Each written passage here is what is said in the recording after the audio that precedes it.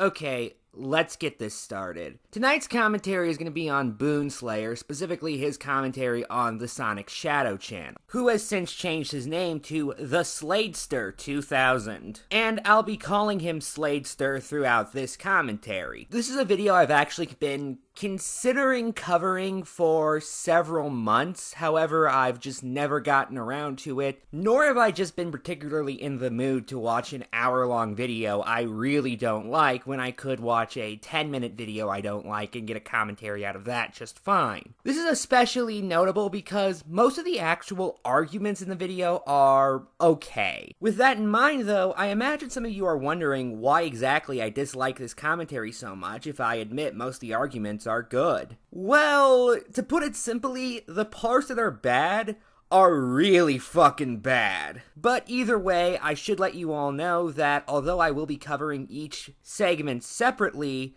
I'm still going to be doing a lot of jumping around, so just a fair warning. Anyway, I'm just going to jump right into this because I have a lot to say about this video overall. To quote the person I'm covering, "Oh, we're going on a journey with this one. I would like, if I may, to take you on a strange journey." Anyway, the first thing Boon covers is Sladester's rant on Among Us. So let's just jump right into this one. Oh, he also makes a point about Sladester's intro, which is just a setup for another point about his intro later on, which I did not have issue with on either front, so I'm just going to cut that out. And I want to begin by noting that one of the biggest issues I have with this video is Boon commonly fills his points with fluff that, while not necessarily wrong, just drags out his arguments way past what they need to be. Take this interjection as an example. "This game is boring. It's not even fun at all. It looks like a piece of dog shit, for crying out loud. I'm not even interested in playing this game." Okay, so here we go. The game is boring and it looks like dog shit. Let me start with the boring part, including a clarification you'd put in the comments yourself. Now, you yourself would admit to trying the game and still standing by your video, but that kind of just highlights the big problem with this particular critique. How can you say something's boring if you haven't experienced it for yourself? Why make the claim at all without playing the game? It'd be one thing if you said it looked boring or something specific you can see in the gameplay that turns you off from wanting to try it. But of course, that's where the "looks like dog shit" comment comes in, because that is something that could make you dislike a game. I question if that holds up though, considering your comment section again. Okay, this comment, this isn't you, I know that, I'm not stupid. You see that heart symbol right down there though? That is you. That's you hearting the comment, favoriting the comment. That's an indication that you, to some degree, have approval for this sentiment. So, I guess it can't look that much like dog shit, can it? It's just a shame you don't elaborate. I think what you're trying to say is that the game looks like it doesn't have gameplay that you like, which is an actual point. But that's not what you said. And what you said is very easily construed as a point about the art style. So, you know, this is why having a basic idea of what you're going to say before you start recording is generally a good idea. That interjection was over a minute and a half in total, and all he essentially said was, Sladester's calling a game boring without having played it, and that his wording is so ambiguous that Boon cannot tell if Sladester means that the game looks bad graphically, or if he's seen the game and just thinks it looks bad. I have to ask, what was even the point of bringing up the comment? Even ignoring the fact that his wording was already ambiguous as it is, it's not as if I couldn't find other examples of Sladester hearting comments that he would actively disagree with, including these two comments, both of which state they like the game that Sladester must not like given he's ranting on it. What especially makes this funny is his previous interjection saw him asking Sladester to give examples of why he dislikes the game, or to put it another way, to get to the fucking point. Give me something to work with here. Give me a complaint that you have, a reason for even your disinterest on the surface level. In response to Sladester just describing the basic premise of the game he's ranting on. Among Us! Yes, Among Us. For starters, the fucking game is shit! It's a shitty game, okay? It's a crappy game. This game is in space! And it has like this whole group of things called imposters or whatever, and crewmates, so it's two separate teams, I guess? You have to go freaking find them?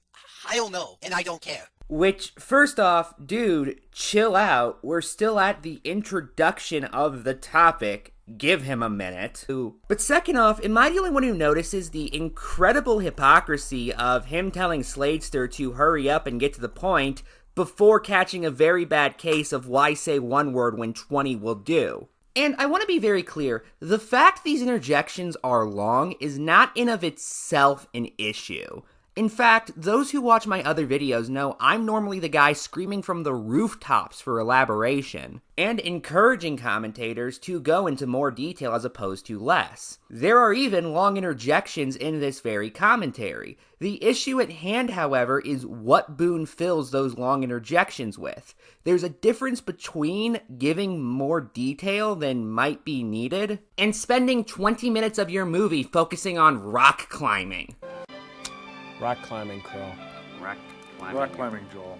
And it's especially jarring because there are still some things that are left underexplained. For example, Boon ended that interjection by saying that Sladester should do his videos with an idea of what he's going to say ahead of time. Well, what makes you think he didn't? The fact that he worded himself poorly? Because you can word yourself poorly while also knowing what you're going to say ahead of time. Those aren't mutually exclusive. This isn't even the only example of this. Like, look at this part where Boon wants to make it very clear his audience understands that Sladester had used the word insulted, even though we had just heard Sladester use the word insulted, so even repeating it once would be kind of redundant. Second of all, I want you to actually think about what you said.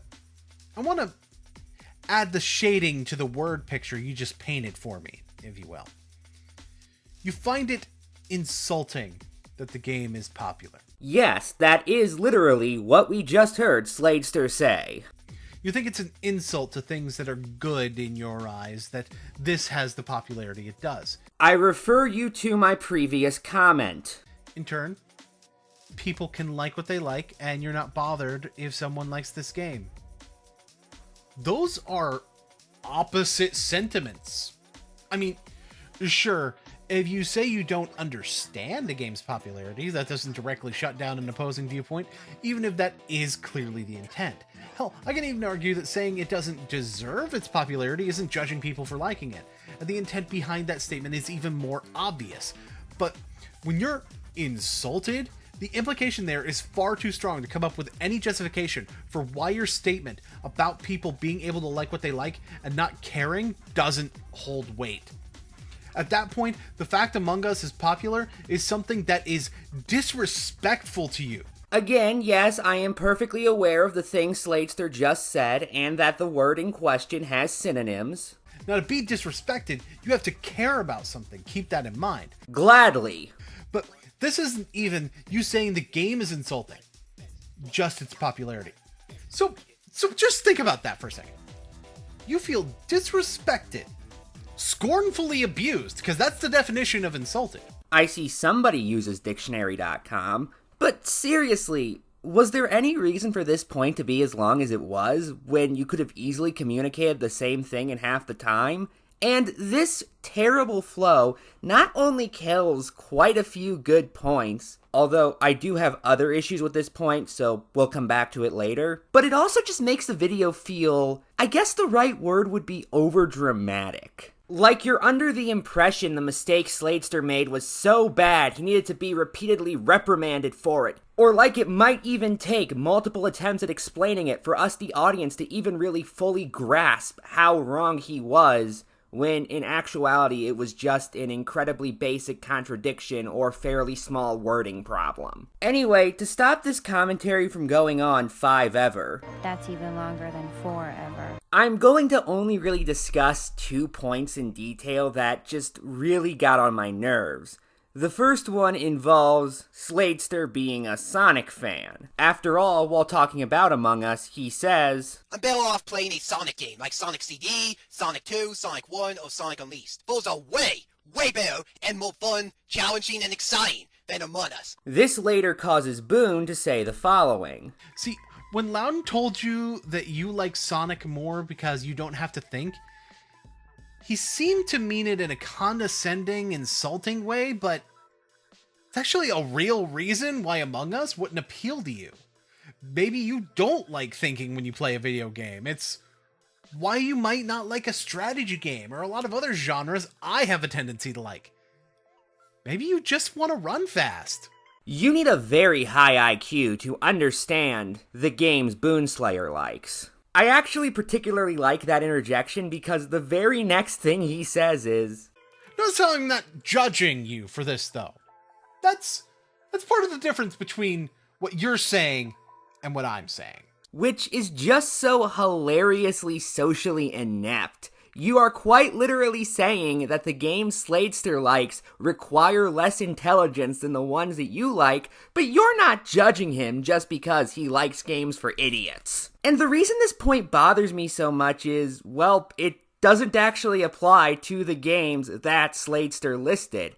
He specifically noted Sonic 1, Sonic CD, Sonic 2, and Sonic Unleashed. Sonic 1 has a lot of slow zones, including Marble Zone, Labyrinth Zone, and Scrap Brain Zone, with Labyrinth Zone especially being infamous among Sonic fans for how slow and difficult it is. Sonic 1 is not perfect, though. There are a few slower segments that do feel tedious, and, the water level.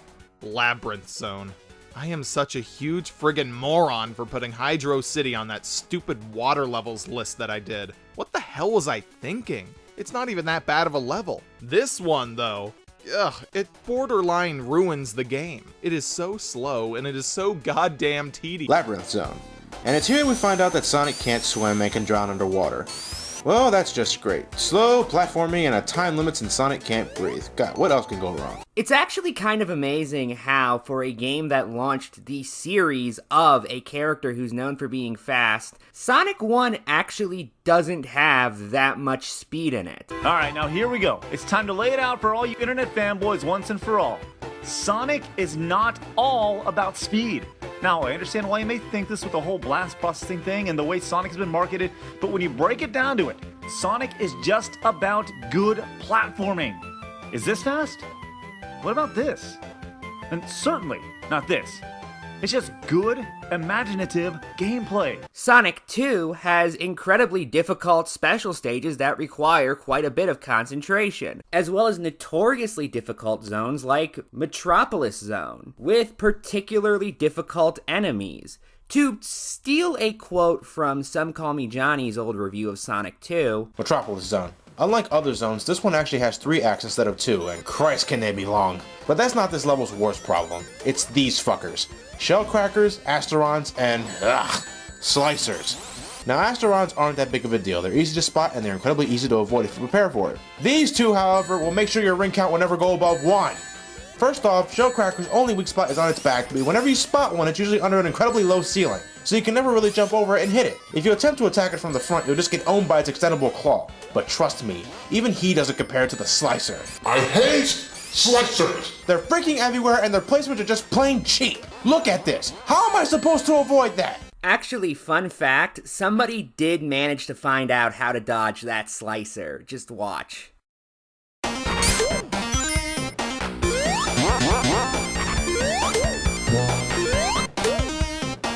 In his Johnny Versus video, a decade later, he makes it clear his opinion on these enemies has not really softened. Every goddamn enemy in Metropolis Zone. God, it never stops at this place. The Asterons in the walls waiting to pop at the most inconvenient times. The Shellcracker with hitboxes I can't even begin to fucking explain. What in the actual come on now. The Slicers, my most hated enemy of Sonic the Hedgehog. Yeah, I'm talking the whole fucking franchise. The Seahorses and Oil Ocean come close, but these scumbags, Christ alive, there's always one or two when you least expect it, and given the speed of the gameplay, you're likely to just run into the motherfuckers and they can still catch you with their projectile slides. It's rare that I get a special stage in Metropolis because my ring count is nowhere close to 50 because of all these shitheads. Oh, missed me, bitch! You know what? I got time for a little vengeance, so stay still, you little prick.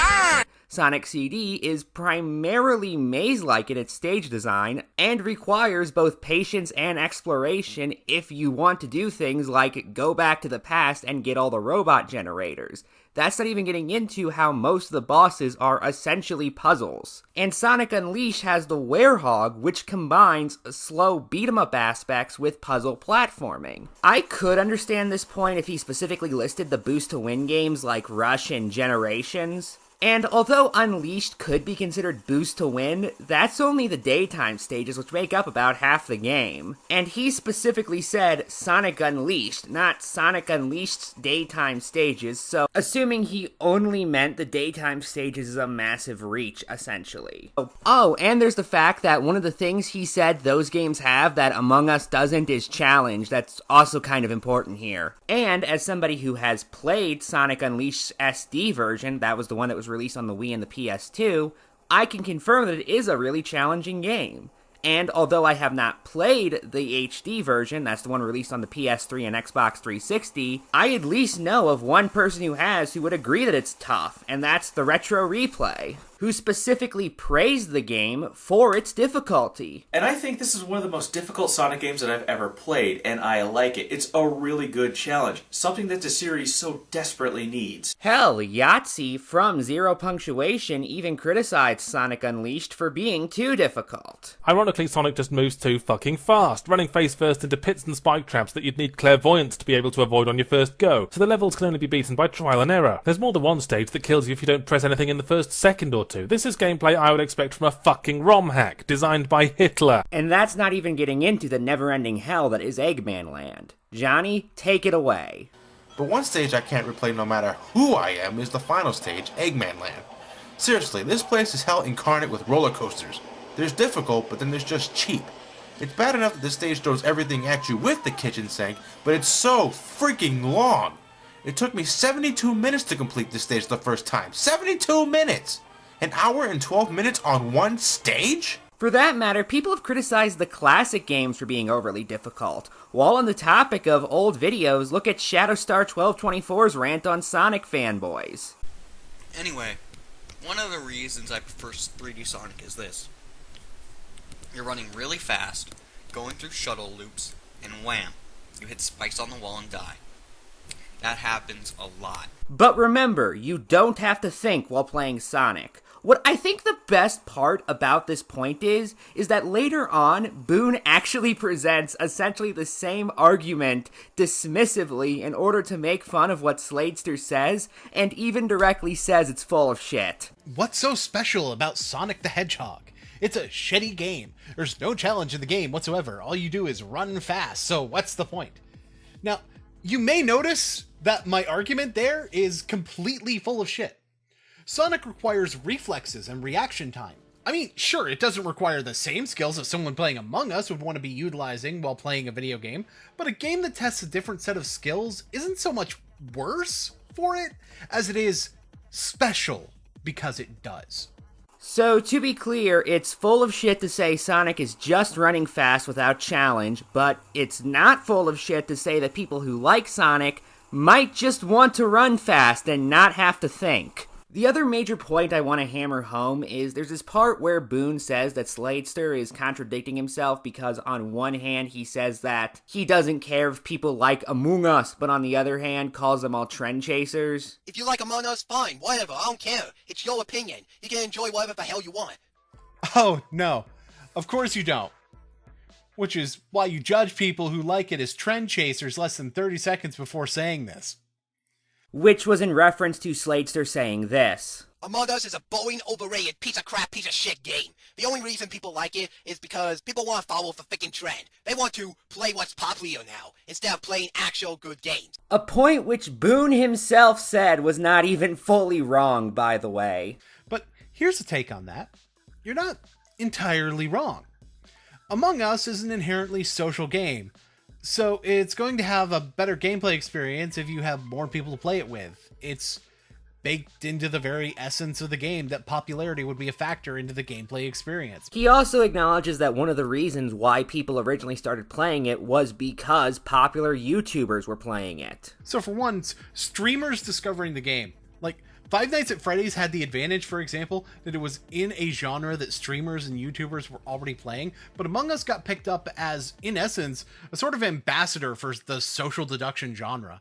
The reason for this is a combination of accessibility, the COVID pandemic making online gaming a safer method for social interaction, and the August 2020 release of the Henry Stickmin collection drawing further attention onto the developer. Which, make of that what you will. But, no, that's not inherently a contradiction. For the reason you yourself laid out. Of course, if you enjoy an online multiplayer game for its online multiplayer, you're only going to like it when it's popular, because that means there will actually be people using the online multiplayer. To cite another game reviewer, because, you know what, I've been doing that so much as it is, when Dark Lord Jado reviewed the digital homicide MMO Dungeons of Cragmore, he specifically noted the biggest issue of the game was its lack of popularity, therefore meaning you didn't really have all that much to do or that you could do because the game was designed with multiplayer in mind. And with no online players, the game just doesn't have jack shit to offer. The game has 0 actual quests other than slay X amount of each enemy. The entirety of the content is reliant on online players, and there aren't any. With no players, there's absolutely nobody to fight, there's nobody to defend your structures against, and the dungeon enemies are way too powerful to you to stand a chance without help. I know because I fought this spider and got immediately curb stomped and couldn't run away. There's just no content, and what little content is there is unplayable with barren servers. There's nothing to do except walk around and die! Boon goes on to pull this same argument essentially when Sladester says that he is insulted by how popular Among Us is. But I just cannot stand Among Us. Fucking Among Us. Why is that game so popular again? It doesn't even deserve the popularity it gets. It's pathetic and insulting to actual good games that have good gameplay, good stories, all that shit. Further proof, by the way, that in spite of saying the people can like what they like, your behavior proves otherwise. Like, for one, you haven't actually said anything about the game that indicates any element of its quality. You sure have implied your reasoning in a way that I have to interpret from you, but this is a rant video, my guy. You should be telling us what the problem is directly if you have strong enough feelings to make a whole ass video on it. Second of all, I want you to actually think about what you said. I want to add the shading to the word picture you just painted for me, if you will. You find it insulting that the game is popular. You think it's an insult to things that are good in your eyes that this has the popularity it does. In turn, people can like what they like, and you're not bothered if someone likes this game. Those are opposite sentiments. No, they aren't. One is a completely individualized statement, while the other is a completely collectivized one. To put it another way, one is only about one person liking the product, while the other is about how so many people like said product, which are entirely different concepts. It's perfectly possible to not look down on somebody for liking something while still looking down on society at large for allowing one thing to become more popular. Anyway, those were the two big issues that really bothered me, so here's just some miscellaneous points that I took issue with. And I hate these Among Us live streams. Like seriously, Among Us live streams are so boring. They're not even worth the time. Even Sonic Song 182's Among Us live streams are boring. And Sonic Song 182 is a Sonic YouTuber that I actually respect. Even if there's awesome Sonic characters in Among Us live streams, I still won't fucking watch them all the way through. It's a video game. Were you expecting a video game to not have live streams? Fuck me, man. I guess Twitch isn't a platform. Sorry, Caden, you don't exist. I have literally no idea how you got from him saying he does not enjoy Among Us live streams to you thinking he's saying he's surprised there are live streams at all. That is very clearly not what he was saying. In addition, why the fuck are you watching a live stream of a game you don't like and expecting to enjoy it? I don't know, Boone. Why would people click on reviews of video games they don't like and expect to enjoy them? Or watch a television series based around movies they don't like and expect to enjoy them? Or watch commentaries on videos they don't like and expect to enjoy them? You see my issue with this point? You are quite literally engaging in a caustic medium right now, a medium where your success is entirely based on people who do not like a thing watching you talk about why you don't like a thing, and wondering why anyone would watch something about another thing they don't like. It's just characters or whoever playing a shitty fucking game like Among Us. It's boring. Like, these live streams, just like the game itself, are boring. And you just explained what the appeal of Among Us live streams are. It's not so much about the game as the personalities of the people playing the game. It's a just chatting stream with a gameplay structure, guy. Combined with the fact that you oftentimes have multiple popular people on these streams all playing together, and it's no wonder people would gravitate towards it, even if the gameplay itself isn't entirely of their interest. Okay, first off, I am not entirely sure how that connected to what Sladester said. You said he accidentally stumbled across why these streams are popular. I would just assume it's because it's a popular game in the first place, but okay. By calling them boring. What? But as for your point itself, Sladester specifically said that he did try watching Among Us live streams with personalities that he liked and still didn't enjoy them. Even Sonic Son 182's Among Us live streams are boring. And Sonic Son 182 is a YouTuber, a Sonic YouTuber that I actually respect. Even Super Mario Logan, a YouTuber I used to respect, made a video, a plus video on Among Us. Seriously, these stupid ass trends on the internet go way too far. How dare someone make a video of something popular in order to get views? Like, I get that you're saying that it shouldn't be popular, but beyond the blatant contradiction that people aren't allowed to make videos about things they like if you don't like it, therefore again showing that your claim of not caring what other people like is a blatant lie.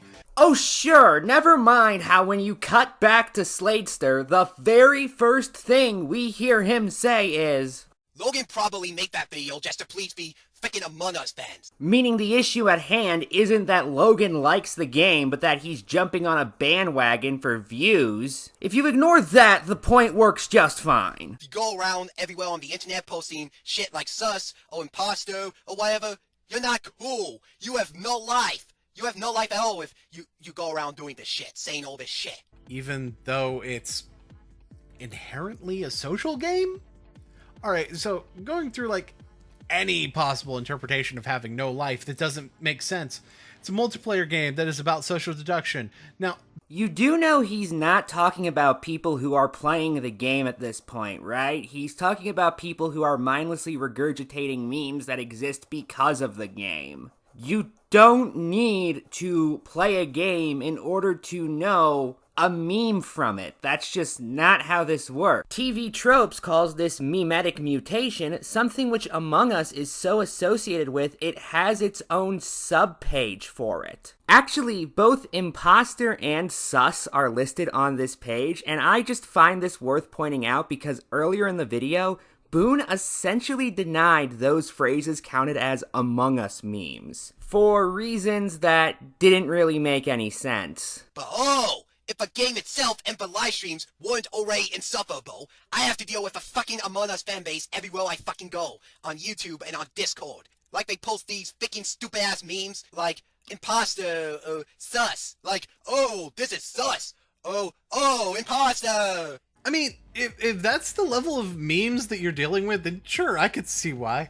First of all, just saying that something is sus is just shorthand for saying it's suspicious. It's not really a meme.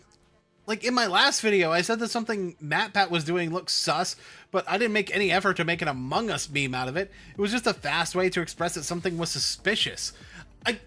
Fuck, this has actually gone into other social deduction games. People say sus in those games as well.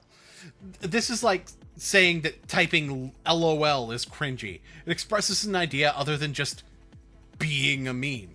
The imposter thing could be different from that, though, since it sounds like just calling something an imposter, which is a real word. Which is not how this works in the slightest. I'm sure people were using phrases like, "I am your father," and "Thank you, sir, may I have another," before they appeared in popular movies, those movies being Star Wars The Empire Strikes Back and Animal House respectively.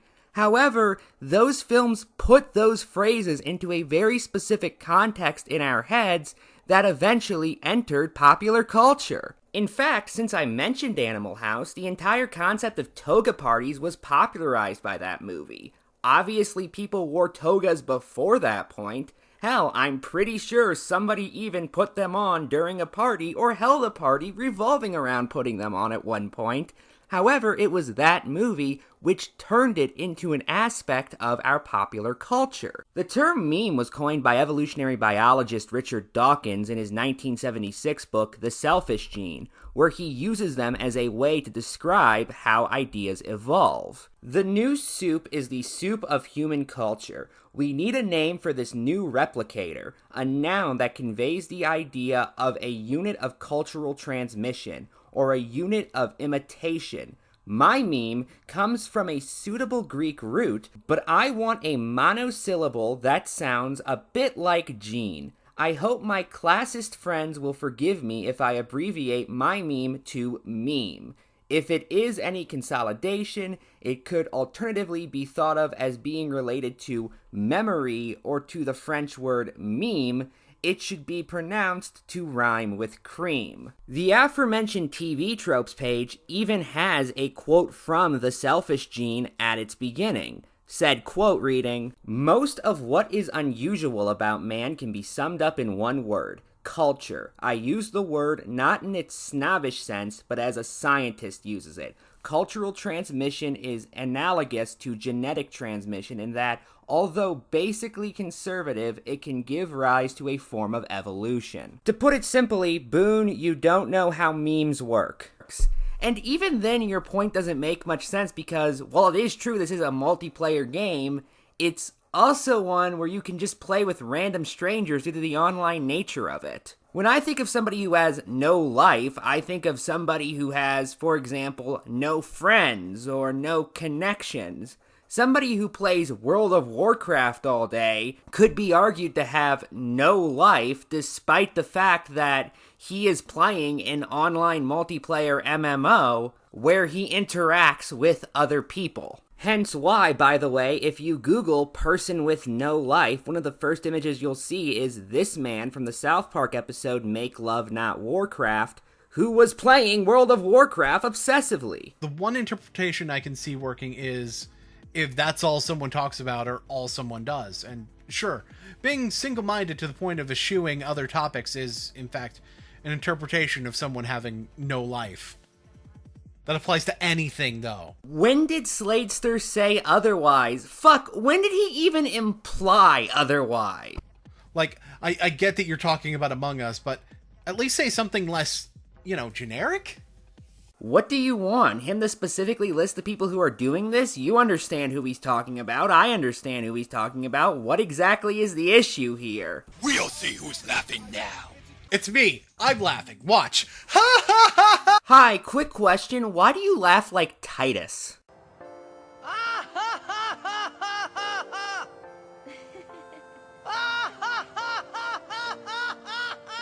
Anyway, the next video Boone goes after is Sladester's commentary community rant, and I actually don't have very much to say about this one.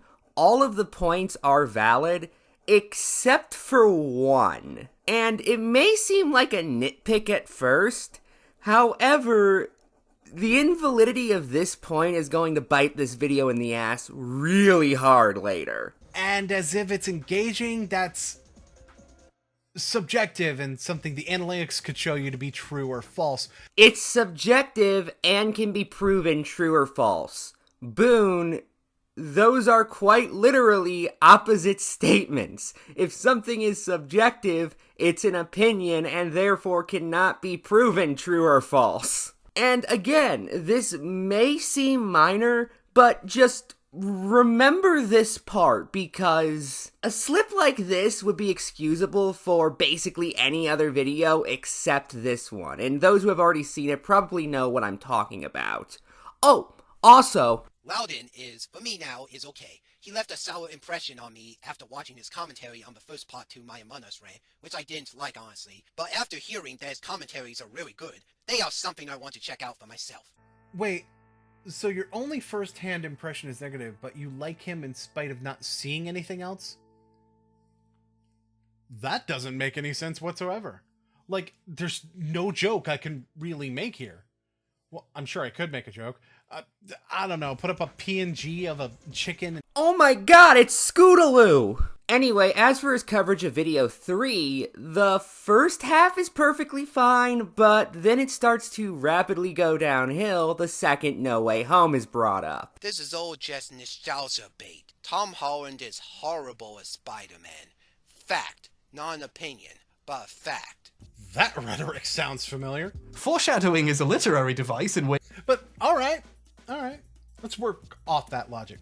A fact is something proven to be truth, meaning, if it were a fact and not an opinion, I wouldn't be able to find experts in, say, the field of cinema that have a dissenting opinion very easily, correct? No, not correct. You would still likely be able to find experts who did not agree with that statement.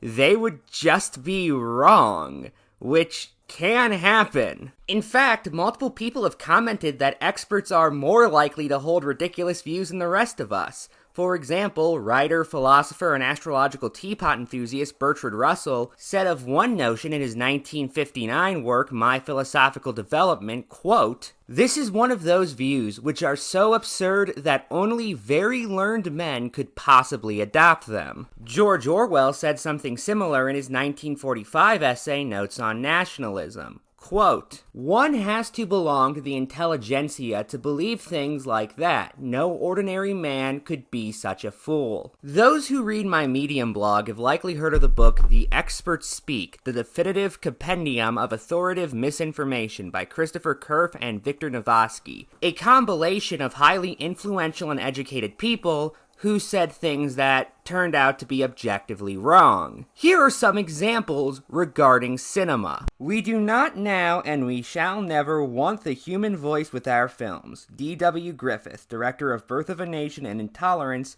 quoted in the Saturday Evening Post, 1924. Talking films are a very interesting invention, but I do not believe that they will remain long in fashion. First of all, perfect synchronization between sound and image is absolutely impossible, and secondly, cinema cannot and must not become theater. Louis Jean Lumiere, French co-inventor of the Lumiere motion picture camera, quoted in Film Serrano's Avent 1928. Who the hell wants to hear actors talk? Henry M. Warner, president of Warner Brothers Pictures, 1927. You'd better learn secretarial work or else get married. Emmeline Senville, director of the Blue Book Modeling Agency, counseling would-be model Marilyn Monroe, 1944. He's passé. Nobody cares about Mickey anymore. There are whole batches of Mickeys we just can't give away. I think we should phase him out. Roy Disney, brother of Walt Disney, circa 1937. Reagan doesn't have the presidential look. United Artists executive dismissing the suggestion that Ronald Reagan be offered the starring role in the movie The Best Man, 1964. Okay, that one's actually true. In my humble opinion, the picture, Close Encounters of the Third Kind, will be a colossal flop. William Fannigan, business reporter, New York, predicting the movie's failure would mean tough sledding for its producer, Columbia Pictures, on Wall Street. October 31st, 1977. Forget it, Lewis. No Civil War picture ever made a nickel. Ivring Thalberg, MGM production executive, telling Louis B. Mayer not to bid for the film rights to Margaret Mitchell's novel Gone with the Wind, 1936. Gone with the Wind is going to be the biggest flop in Hollywood history. I'm just glad it will be Clark Gable who's falling flat on his face and not Gary Cooper. Gary Cooper, actor, commenting on Clark Gable's acceptance of the role of Rut Butler after he himself had turned it down, 1938. Another Snow White will sound the death knell. V.E. Caverton, Current History, June 1938. The only way Star Wars could have been exciting was through its visual imagination and special effects. Both are unexceptional. Stanley Kaufman. Film critic, The New Republic, June 18th, 1977. Director James Cameron's Titanic is the latest of 17 movies about the doomed luxury liner, almost all of which have flopped. That may well be a foretaste of what is to come for the film. Victoria Harper, The Curse of the Titanic. Mail on Sunday, London, November 23rd, 1997. The Wizard of Oz displays no traces of imagination, good taste, or integrity. I say it's a stinkeroo. Russell Maloney, The New Yorker, August 19th, 1939. I especially find it funny that your example of experts is the Saturn Awards of all places. So, why has he won the Saturn Award for Best Performance by a Younger Male Actor every single non-Avengers movie he's in playing Spider-Man? Why is he the only person to win that award 3 times, every time winning it for playing the same character? Saturn Awards is given out by the Academy of Science Fiction, Fantasy, and Horror Films, and the Film Awards in particular are notoriously difficult to win multiple times. In fact, only 4 people have won a total of 3 or more Saturn Awards for acting in film. Robert Downey Jr., Tobey Maguire, only one of which was for Spider-Man, by the way, Harrison Ford, and Mark Hamill. Now, Tom Holland is actually in quite the elite club within that elite, being only one of 3 actors, the other 2 being Robert Downey Jr. and Mark Hamill, to receive 3 awards for the same character. Even if we include television, his feat still becomes unique, being one of 2 people to win 3 awards in consecutive years, beaten by Anna Torv's 4 wins for her work on the show Fringe. But the Saturn Awards have made decisions most people would consider downright baffling in the past. For example, fans of Mystery Science Theater 3000 might remember this film, which won the Saturn Award for Best Genre Video Release. Soup taper? What? Let it get a little closer. The Soup Taker! For the record, I checked every film that has won a Saturn Award for Best Picture in this or that category, and here are some examples of movies that, even if you like, you'd have to tilt your head at a little for either them winning Best Picture or the category they were put in. Rollerball, Alien Nation, Stargate, Armageddon, which won their award for Best Sci-Fi Film. I could honestly stop this list right here. AI, Artificial Intelligence, Star Wars Episode 3, Revenge of the Sith, Young Frankenstein. What's so bizarre about that, you may ask? It won their award for Best Horror Movie despite being a comedy. Beetlejuice, another film to win the Horror Award despite the fact it's primarily a comedy. Shaun of the Dead. Does somebody need to tell the people at the Saturns what the fuck a horror movie actually is? Because they seem really confused. Forrest Gump, which won an award for fantasy even though it's historical fiction. Superman Returns. Alice in Wonderland 2010. It's important to remember that award shows are run by people who are just as prone to error regardless of what profession they're in. Saying the Saturn Awards disagree with you doesn't make something wrong. This is the same place where William Shatner spoke Rocket Man, remember? They're a little weird at times. Spider-Man Into the Spider-Verse did the whole Spider-Verse Dimensions concept there.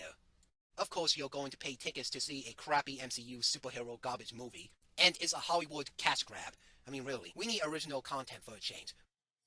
Into the Spider-Verse is a story from the comics, you chuckle fuck! Yeah, and he said absolutely nothing about its quality other than he thinks it did one thing better than No Way Home did. He didn't even say that he liked the movie, just that it was of a different quality than a different film. I don't see what you're getting at right now. I really don't. I mean, I know the point you're trying to make, but it in no way connects to what Sladester is saying. We need original movies, okay? We do. We actually demand them, and we're not going to say, oh, we want original content, and then never support it. We're not going to do that at all. We are going to support original content. Okay, cool. So, you went to watch Encanto, then, right? Right?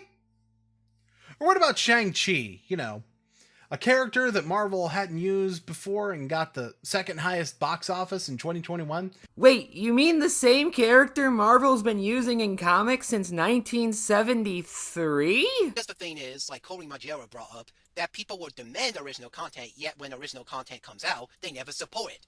Huh.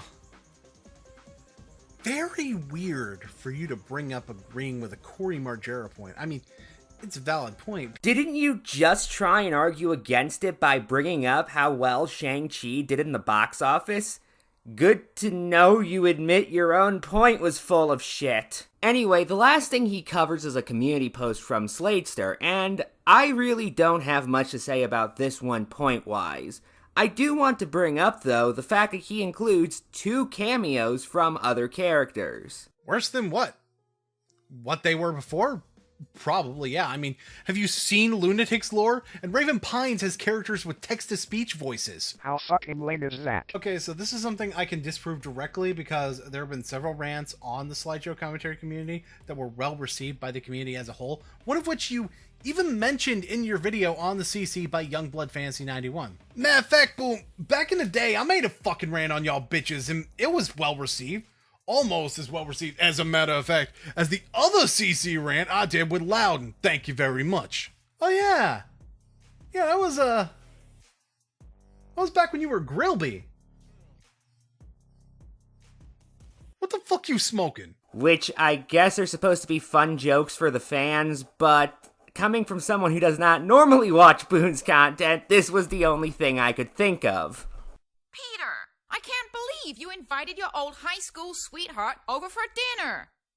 You think that's bad? Remember when I auditioned to be David Hasselhoff's car? And now it's time for an irrefutable point with the F-Ramentator. Okay, so an accusation being baseless would be something that has no base. This has been an irrefutable point with the F-Ramentator. But seriously, this part of the video is actually perfectly fine. Then final thoughts happen, and, well, I was on edge about calling this video bad up until that point. I mean, don't get me wrong, it's had a lot of problems, but it hasn't been anything other than some, albeit incredibly frustrating bad points, until this happens. Whatever, I'm done here. All I can say is that I legitimately hate the commentary community even more, and I am glad that Cory Majera exposed the commentary community back in 2016 during the whole rivalry with Boonslayer. And now it all comes together, doesn't it? First of all, allow me to clarify something. 2 things, actually. First of all, the Slayer is not capitalized, the S isn't capital, it's just Boonslayer, one word. Second of all, that was not a rivalry. That was me making points and him flopping on the ground like a goldfish forcibly ejected from its bowl. But it all just makes sense, doesn't it? Referencing an opinion is fact. You mean the same thing you've done twice in this commentary? The constant lashing out when someone responds to you in any way. I mean, shit, some more profanity and an actual charismatic bone in your fucking body, and you'd basically be Cory Majera's Sonic OC Donut Steel, wouldn't you, buddy? Oh, I'm sorry. Did that sound condescending to you? Actually, to me, it sounds like you're doing your best impression of this. Hey, you were expecting maybe the Addams Family? Good. It sounds like I'm condescending to you because I fucking am, kid.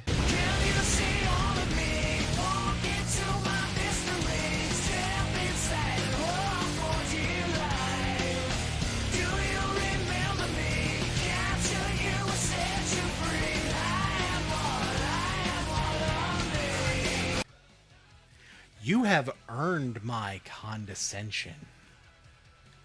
Because, see, I'm not like the other people who've talked about you. I'm not like other girls. Other people try to be polite about their criticisms because they don't want to hurt feelings or sound overly critical or come off as malicious. I'm sorry, didn't you earlier in this same video cite Loudon as somebody who also did a commentary on Sladester and was mean and condescending? See, when Loudon told you that you like Sonic more because you don't have to think, he seemed to mean it in a condescending, insulting way, but... For those who haven't seen it, by the way, this was the first interjection in Loudon's commentary. Do my eyes deceive me? Is that what I think it is? Well, golly gee, sugar frosted titty sprinkles, I never thought I would see the day. Never in a million years would I have believed that I would see such a figure. It's a 1 out of 1,000 chance, but yet here you are in plain sight. It's the ever-elusive Korean knockoff Joshua Colby House. And look at that! It even comes with its 2013 shitty audio quality. And under normal circumstances, that's what I'd do as well. But here's the problem. I know your fucking breed, little man. And I know that no matter what I say, you're not going to listen. I can't just give you advice, send you on your way to hopefully improve. No. I have to Desolator magic you. I have to Alexander Kayford you. I have to Corey Margera you. Okay. I went through your videos on all 3 of those people, and you did not do that to Sladester. Your first video on Desiccator Magic not only included this bit, which makes it very clear your misunderstanding of the word subjective is a recurring problem. Granted, him saying such and such card is broken because of this combo is subjective and something that can either be proven or disproven with use and time. But outside of that, it's incredibly calm and civil, not really encouraging him to do anything else but be more open-minded. You see, Magic on YouTube should be a discussion. You present your argument in the video, the commenters present arguments in their comments and discuss your ideas and thoughts, and you can even join in on that discussion. There will certainly be straight up haters, but I honestly don't see that on your channel. So, I'm going to give you some advice that a professional Magic player would be giving you as well. You cannot reach success in this game, either Magic or YouTube, by doing nothing but talking. You have to listen and admit when someone has a better argument than you. I knew a guy who dismissed what I had to say and only listened to the pros. It was a complete and utter idiot. So I totally feel where you're coming from with that sentiment. If I'd have just listened to the pros, I never would have done some of the awesome things that I've done in Magic, and I probably wouldn't have gotten into Commander either. But I did listen to what they have to say, take their points into consideration, and come up with my own solution. Which is the point of both what you're supposed to be doing and what they actually do. Your second video on him is also perfectly calm, and you even say in your final thoughts that he is perfectly capable of making good videos and has done so before, but just didn't put enough research into the one you're covering. This is in no way a personal attack on you. This is me laying out actual facts and providing a dissenting opinion. So, I'm going to end this video with some advice. Before you make a video, actually know what you're talking about. You tend to make pretty good videos when you do. Your video on Alexander Kayford, which I should note is not in your Boon Cannon playlist, and as such I had to go quite a bit out of my way to find it, is certainly aggressive, make no mistake. However, the thing that got you angry was him insulting everybody who worked on the show. And then, there's that last little blurb of text you placed there. Let me explain why I don't give a fuck if this is supposed to be a joke. See, the reviewer's job is not to tell people that what they're reviewing is garbage and that the viewer should not look for themselves. The reviewer's job is to provide their own opinions. And you know what? If you don't want to recommend this show, that's your business. But this is on your production splash screen. It doesn't matter if you don't like the show. The placement of the statement means that if you are trying to joke, You are instead directly insulting the people who put their hard work and dedication into the project that you are reviewing. I have never seen a reviewer outright attack the very essence of a show in a manner like this. Not even Mr. Enter would stoop this fucking low. My advice, go fuck yourself! Don't get me wrong. That was incredibly harsh, in fact, harsher than anything you say in the final thoughts I'm about to criticize. However, you were doing it while standing up for the people behind a cartoon, so I would view it as justified. I'm going to go more into detail about this in a minute, but mean is not, in my opinion, an issue on its own. The question should always be why you're being mean. Again, I'll explain what I mean in a second, don't worry. Lastly, as for Corey Margera, your first video on him saw you basically just giving him the advice of keeping his ego in check, in a manner I would call both civil and calm. I normally end these videos with some kind of advice, so here you go. You're not the only person that exists in this world. It's fine if you don't want something, or if you think it should be done in a certain way. That's fine. You're allowed to have an opinion about that, but at least try to figure out why it wasn't done the way you want before you call a company stupid for not giving you everything your way. While the second video, which is again also very collective and civil, sees you primarily using your final thoughts to point out the hypocrisy to his fans of following an egotistical contrarian. Now, I'm sure that your fans, some of your fans are going to come over here and watch this, and I have a message for them too. Hopefully they will actually watch to this point.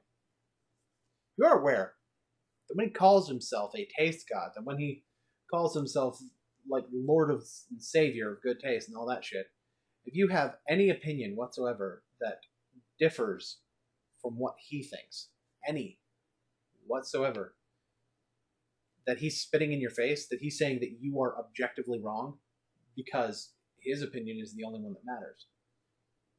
If you do agree with him about every single little thing, then you are the type of sheep that I've heard him get onto society for being. You are exactly the type of person that he hates. So either way, he's spitting in your face. Of course, you could just be following him because he sounds anti-authority, but in reality, you're just following a different type of authority figure. I went through all of that because Boone is essentially saying that it's okay for him to be this venomous against Sladester because he's been this venomous against other people before. However, even ignoring the fact that doesn't logically follow, he was not that venomous against two of those people, and the one person he was that venomous against was in entirely different circumstances. The fact that you can see what happened in 2016 and somehow call Corey the one who came out on top in that discussion proves to me how few brain cells you actually have. And you present with all the fucking traits, including your complete and utter inability to make a point beyond spouting meaningless buzzwords. What the fuck buzzwords did he spew? What the fuck are you talking about? You've never used the word buzzword once throughout the rest of this commentary. You're pulling these points out of your ass. With a lack of self-awareness reserved for the driest of BuzzFeed articles with half the vocabulary. You call people spouting Among Us memes scum, and yet you keep responding to them because I'm guessing you find that concept pretty fucking relatable, whether it be because you can relate to being a pile of shit yourself, or because hearing the word imposter makes you cringe because it reminds you of how artificial your human existence is. In a sense, I am impressed. Because you can find a way of saying absolutely fucking nothing, while still having words spew from your mouth like the sewage that it fucking is. I'm impressed that you managed to make an hour-long commentary on somebody who you just said hasn't said anything. Out of curiosity, do you regularly start arguments with mimes? Some people are going to get onto me for being this harsh, I'm sure, but now's the part where you find out why. I have no advice for you. We hope you've enjoyed No Moral Theater, ladies and gentlemen. Why? Because I have enough experience with people like you to know that you don't fucking change. You'll provide a lip service to improvement, but will do nothing to change yourself until someone puts you so far under the dirt that you have no choice but to either examine how you got in this hole to begin with, or make the dirt your fucking home. So that's what I'm here to do. Spike you into the fucking ground and see if you can figure it out, because you damn sure ain't even gonna realize something is wrong for as long as you can get back up without having to think too much about it. You even made a video somewhat recently as of scripting where you said you were going to take measures to improve yourself. But yet, what's in that video? If you're gonna start crapping me, if you're gonna shove bad taste down my throat, Pokemon is overrated. Fact, not an opinion, but a fact. A scientifically proven fact that can never, ever be debated or argued. That's proof right there. That it is at the core of who you are. You are fucking corrupted by hatred, malice, and spite. I wish to remind you all, this is about a man who made some mediocre Among Us rants and was kind of arrogant on the internet. I want to be very clear. My issue is not that Boone is being mean. I've made mean commentaries before. I've liked mean commentaries before. My issue at hand is why Boone is being mean. I simply do not feel like this is a deserved reaction to what Sladester has done. Look, maybe it's just that I'm a political blogger and that means I cover things that actually fucking matter. However, the notion of talking to somebody like this because of, again, making some mediocre rants on video games just strikes me as pathetic. Oh, I'm sorry. Did that sound condescending? Good. It sounds like I'm condescending you, because I fucking am. You're a dime a dozen blowhard with a microphone and no sense of proportionality. And I've been sitting here for months, thinking about what exactly I would say. But truth be told, I don't really feel like there's much more I could. I could repeat that 5 fucking times like you constantly feel the need to, but it's not worth it. Instead, I just want to say that this would barely be understandable on the condition you were actually right.